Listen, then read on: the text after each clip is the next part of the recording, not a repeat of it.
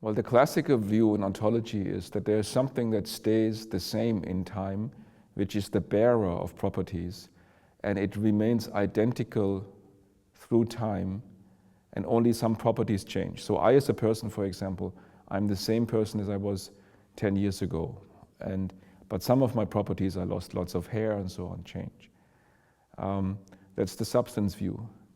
But it's very hard to see on scientific grounds that there really is something in the world that does not change, that has, as philosophers say, no temporal parts, that's not divisible in time, but that just remains unchanged. It seems that everything in this world is constantly changing.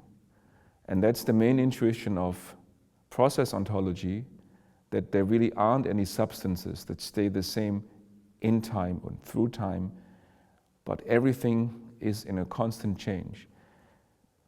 The problem is then, if everything is in a constant flux, how do we get stability and pattern? And it's, by most process philosophers, more seen like the wave pattern, for example, of a wave or a vibration, which is a constant change, but it has some stability, and that accounts for the structure of the world. And that's also how some physicists see the basic structure of the universe as a vibration or a wave-like entity, which is not like a substance, but it's in constant movement.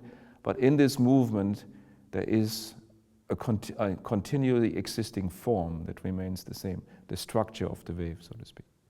I think both of them can be used for different models in the philosophy of mind, and also to ground panpsychism. Traditionally, for example, Leibniz clearly has a substance ontology and is a panpsychist, or at least a pan-experientialist. Whitehead, a famous pan-experientialist, is a process philosopher, I think. So that distinction is in a way neutral. To the question, which one is more suited to be a good philosophy of mind?